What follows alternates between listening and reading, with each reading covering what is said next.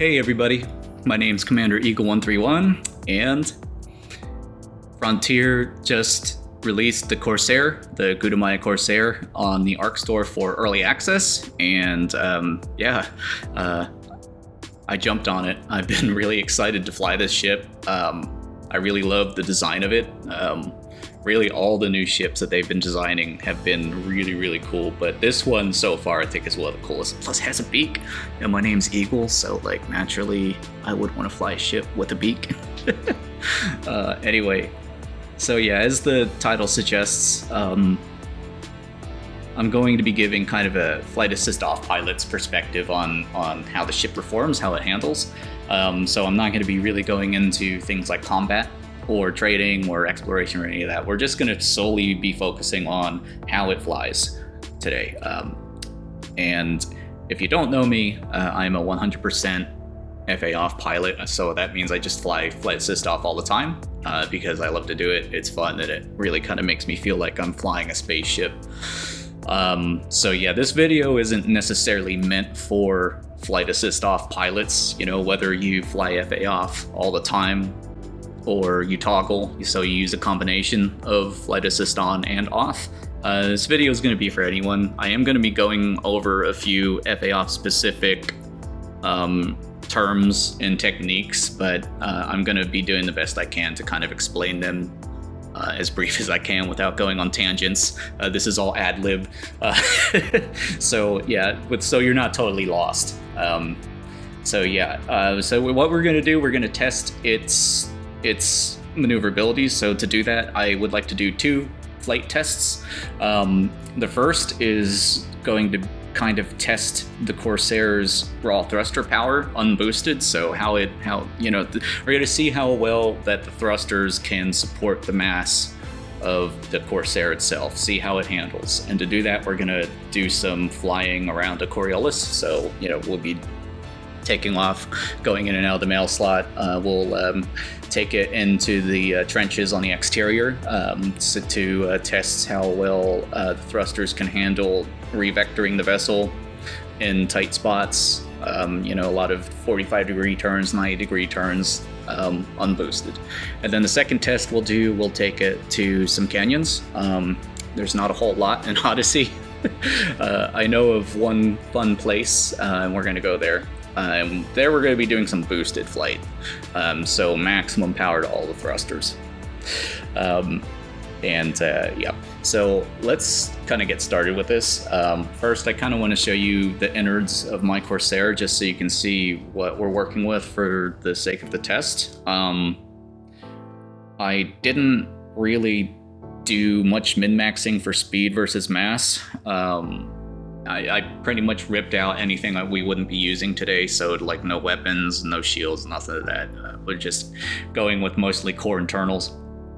So in the core internals, I stuck mostly with D-rated stuff to save on mass, and when I didn't go D-rated, I tried to go a size down from its intended size just to save on lots of mass. So like, for instance, the power plant is a size lower. And the biggest thing there that you might be questioning is why I went down the size of the power distributor. It's because the difference in mass between the correct size versus one size lower on the power distributor the mass difference is pretty high, and I got a little bit of a speed boost by using a smaller size one.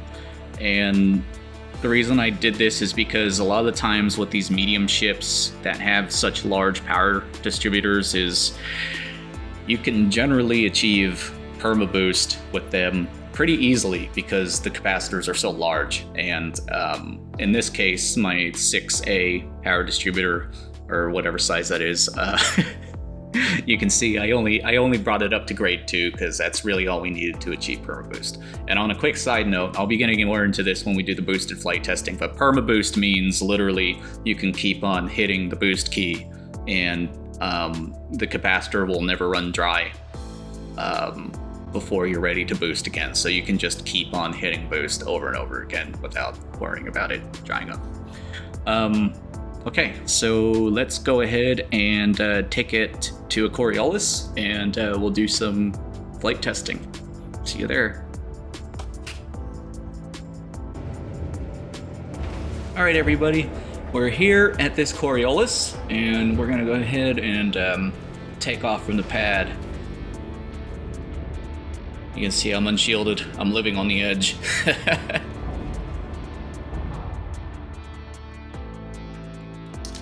Okay, go ahead and launch. Landing gears up. So we're gonna take this through the Mailslot. Let's see how this feels. I wanna go into space. Yeah, that's real smooth.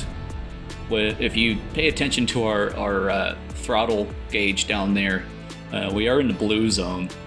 So at least at first glance, this thing handles really nicely when it's in the blue zone.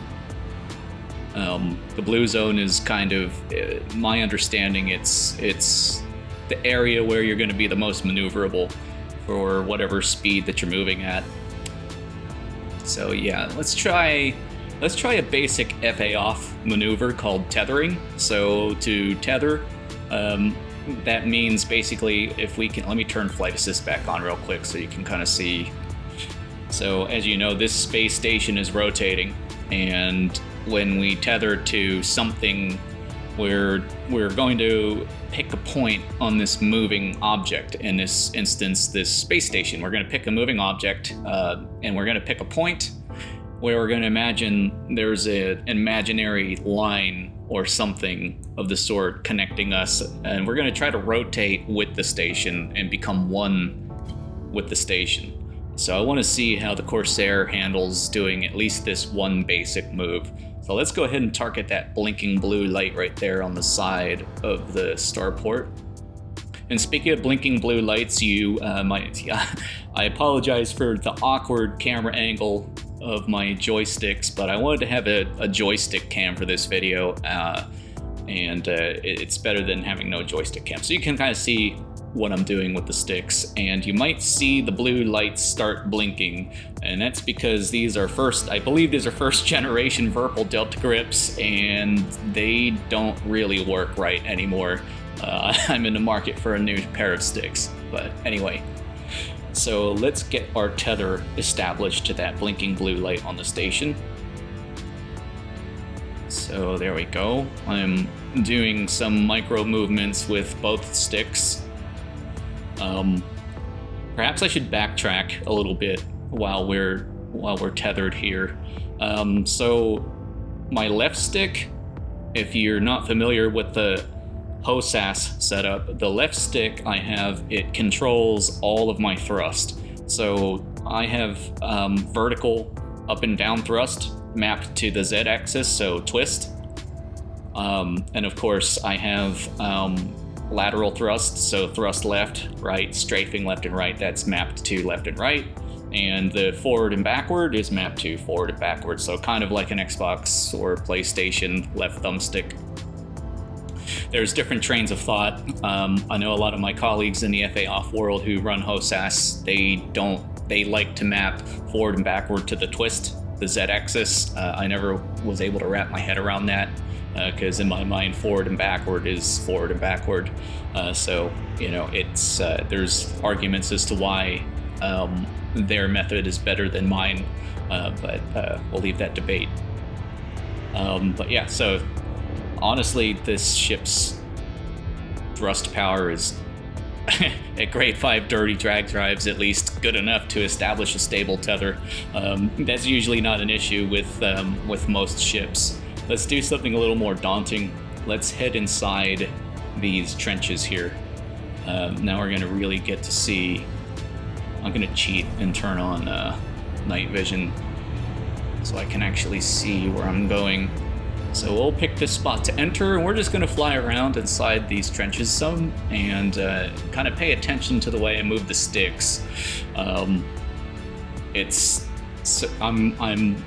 maintaining my tether sort of to the station, if that makes any sense, but I'm also moving around. So I'm trying to go on the vector that is also rotating with the station. All right, here's our first corner. Let's see, I'm going slow because I just want to see. Yeah, nice. So the Corsair pretty much goes where you point it. That was no issue. Let's turn up the speed a little bit. Let's see how it... Okay, we're in the middle of the blue zone on the throttle, but it's getting a little bit more wobbly. Let's do this left turn. Drifting to the right. Oh! Wasn't able... Maybe it might be a skill issue. I wasn't quite able to cleanly do that left turn bend. I'm also a little bit of a rusty FA off pilot. I've been doing a lot of colonization hauls lately, so I've been flying a lot of slow ships like the Type 9 and FA off, and it's like, you know, going into these smaller ships, it's always kind of like a flying a sports car in comparison. Okay, yeah, let's do a right turn up here. Whoops, losing control. Do this. Oh yeah, so this thing actually feels like it has really nice vertical thrusters, nice and powerful vertical thrusters. So if you see how I handled that turn, I'll do it again. I'm gonna roll about 45, 90 degrees-ish, 50 degrees, but I'm also giving it some juice to the vertical thrust. So what I'm kind of doing is I'm turning the ship to the right, rolling 45-ish, 50 degrees, and also not only am I letting the rear main thrusters push me through, but I'm also kind of letting the bottom thrusters act as directional thrust. Oops, you can see I'm losing hull. I can't talk and fly at the same time a lot of the time, so let's try that one more time. I think this might, yes, there we go. Now I'm giving it full thrust. All right, well, looks like we're going inverted now. Yeah, so we're bumping into things a lot. The Corsair does have a wingspan, so I think this is just a skill issue. I think I'm banging the nacelles on things because I don't really know the size of this ship yet. So let's go flip her back around. Let's go in here and see if it'll fit through here. You can usually take... I think I'm actually about to die. Yeah, I'm about to die. There we go. There's another rebuy for me. Okay, so that was one of our first rebuys for this video, so let's go ahead and try that again. So I'm gonna go back into the Coriolis trench. I really want to see if we can go through that small spot. I don't really know how to judge the size of this thing yet. I can't see the wings from the cockpit either. Look, I'm already hitting things. Already lost 15%. So let's go in through this spot here, see if it'll fit. And it is handling itself quite nicely. Granted, we are moving at extremely slow velocities, speeds. Yeah, I think I'm getting the nacelles hung up on everything. I think I'm gonna get blowed up again.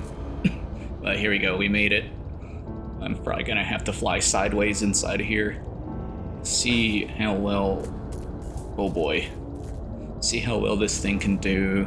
Oh, am I gonna hit that antenna? Yep. This is funny. I think you guys are gonna get to see me blow up my new Corsair again. It probably won't be the first or last, to be honest. Yeah, so now I'm kind of using a combination of the main rear thrusters with the bottom thrusters to kind of push me in circles around this center column here. And honestly, I'm not thrilled with how slow it yaws and pitches in comparison to a lot of the new ships like the Cobra Mark V. I'm about to blow up, yep. But yeah, it has really good, strong vertical thrust, and I think that's a huge plus. I'm not a big fan of the pitch rate or the yaw rate, but historically, ships in Elite Dangerous don't really have very good yaw rates anyway, so I'm already kind of used to that. We're gonna do a quick boost test here. Boosted flight generally negates that lack of power to the pitch and yaw rates, and we're about to see that here. So I think I've seen all I needed to see in the Coriolis trenches for the non-boosted flight. Like I said, I'm yawing it now. I'm not thrilled about its yaw rate. I'm not thrilled about its pitch rate either. Of course, I'm kind of comparing it to ships like the Cobra Mark V and other new ships that tend to have pretty overpowered maneuverability. This is a larger, heavier ship, so maybe that's a bit of an unfair comparison. But I am impressed, especially for a Gutamaya ship. I am very impressed with the strength of the vertical and lateral thrust. So let's try a quick boost maneuver here. So I'm going to try to boost. I don't know if this is going to work. I'm a little bit out of practice, but what I'm going to try to do, I want to boost through the Mailslot and then flip around and boost back out. So let's see if I can do this. Might see another rebuy. All right, here we go. Vectors lined up. Nope. Nope. Well, that was a total failure. I'm gonna try that again. Okay. Back outside of the station. Let's try this one more time. This time I won't be so ambitious. I was trying to flip and fly through the Mailslot in reverse, but I don't think that's gonna work right now with my skill level. All right. Oh, maybe not. That's right. It's got a really slow yaw rate. Bumping into some things. It's okay. Don't worry about it. We're good.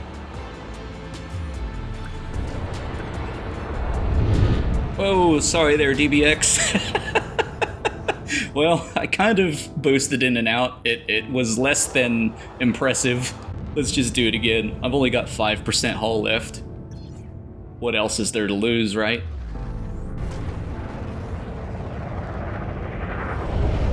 Nope. So, that was an utter failure. I'm not gonna try that again. The ship is a little bit heavy to be doing that kind of stuff, although I'm sure, skill issue, I'm sure it can be done. I'm not going to invest the time in doing that in this ship right now. We have other matters to attend to. So I think it's time to unleash its full power. Let's take it to some canyons and see how it can handle down there planetside. So I shall see you there.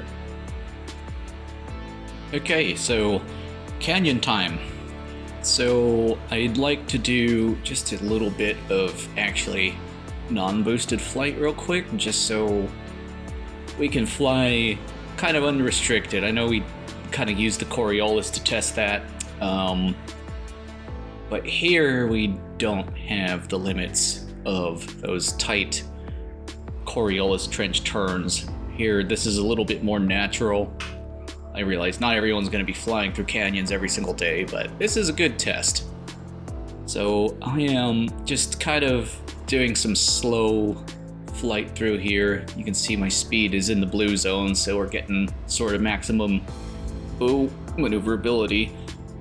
Right there I could feel the weight of the Corsair. I was trying to fire the thrusters and face as many 45 degrees, pointing in the new vector I want to go in, and the ship was just drifting in the opposite direction. It was like, nope.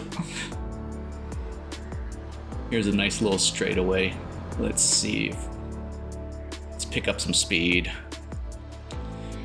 Here we are, doing about 350, 370 meters per second. I still don't really know how to judge the Corsair's total width between the nacelles, so I'm playing it a little bit cautious here. Here we go. Here's some interesting terrain. Let's see. Let's go up here. There's some spikes that we can fly around. I'm just kind of testing the overall strength. I wouldn't say I'm super impressed with the thruster power to weight of the ship. As you can see there, we're in the blue zone. It did take a little bit of effort to get it going, but we're not boosted, so perfectly doable to fly unboosted flight assist off. Let's do a 180.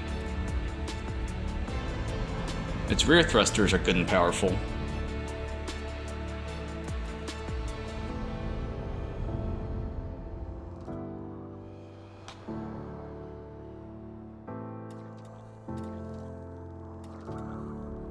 Not bad. I don't mind the way it feels. For this kind of flight, obviously we're in a medium-sized ship. If I was doing this kind of flight for fun, I would actually probably be in a small ship, something a lot lighter. So I wouldn't normally be doing non-boosted, chilled-out canyon flying like this in such a large ship, to be brutally honest with that fact. Let's pick up the pace. I'm gonna hit the boost key and let's see how it handles going faster.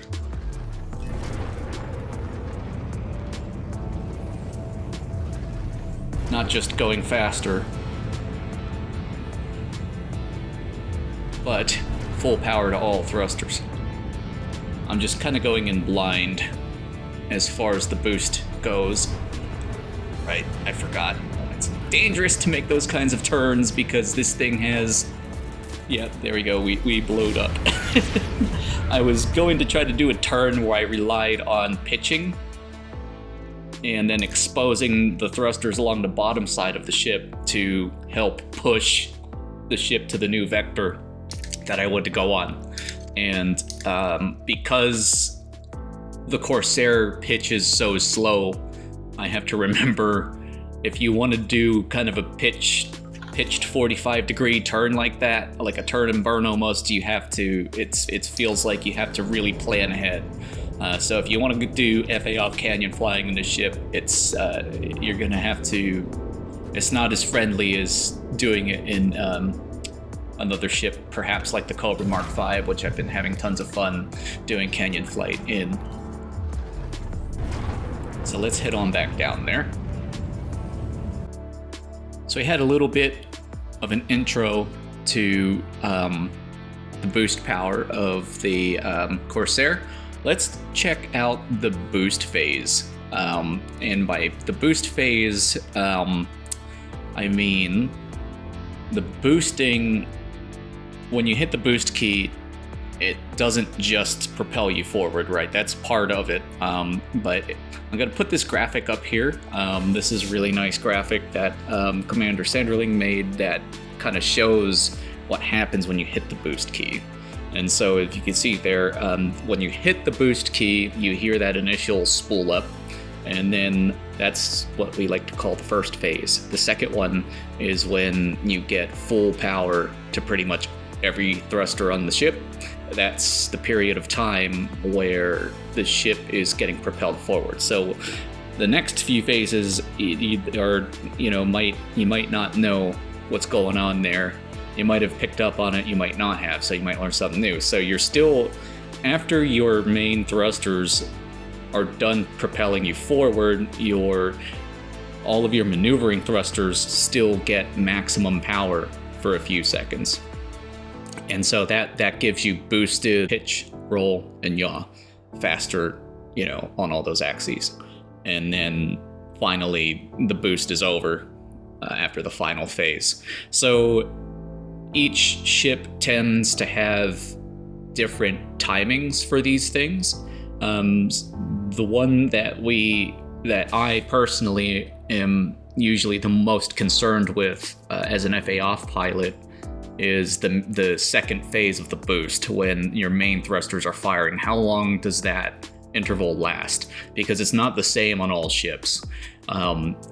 So I'm gonna do a quick test. This is gonna be kind of quick and dirty.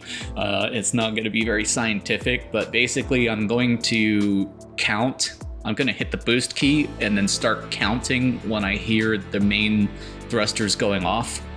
I'm going to hit the cargo hatch, so that way our speed gets cut in half, and then kind of swing those in another vector, and then let go of the cargo scoop and see if the ship rockets forward in the direction that the nose is pointing in. And if it doesn't rocket forward after a certain amount of time after I let go of the cargo scoop, then we know that the sort of second phase of that boost cycle is finished. So let's go ahead, and I'm gonna look up at the clock, do the best I can to do this, but let's go ahead and hit the boost key now. Whoops, I didn't turn. Okay, I'm trying to do too many things at once. Let's try it one more time.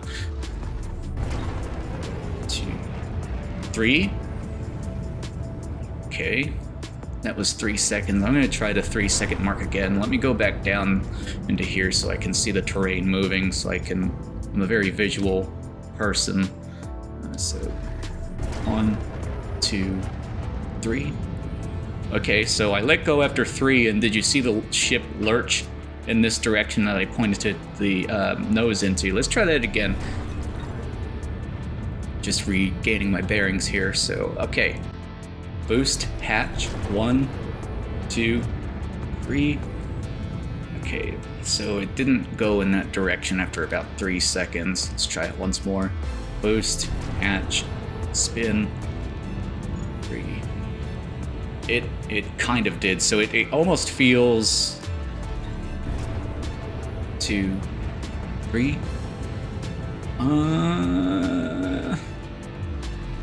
1, 2, 3. That was a long 3/3 second there. Yeah, so it feels like the sort of second boost cycle there, it might only last somewhere between 2.5 to 3 seconds. I think I'm speed bowling. Yes, I am. All right, out of the speed lock. So it seems like it's got a pretty standard amount of time for forward thrust power after you hit the boost key, which is okay. I'm kind of surmising then. Let's try to do a 180 flip. Let's see if it'll go. Yeah, so we were going in this direction. We're doing max speed, about 270 meters per second. We're gonna flip her around. While we're still doing 571, we're gonna try to go 180 degrees to the vector by boosting. And it only grants us about not even half of the speed that the Corsair can the top speed the Corsair can go at. So if you want to do 180s and FA off boosted 180s, it's looking like you're going to need to be doing 2 boosts to be able to do that, which isn't a big deal. I mean, it's a big ship, it's a heavy ship, and you can get perma boost with the capacitor, so it's not really that big of a deal. Perhaps not the best canyon flying ship out there, but if you really loved the Corsair, I'm sure you could make it work. I'm going to attempt to. I really like this ship. So, okay, let's just really kind of let her rip. I'm gonna go do some canyon flying, and we'll see how it handles. See how long I can last. Usually only last about a minute or 2 before blowing up. Skills, right? Skill issue. But I can't talk and fly like that at the same time. So I'm just going to stop talking and put on a little bit of music, and we will convene afterwards. Here we go.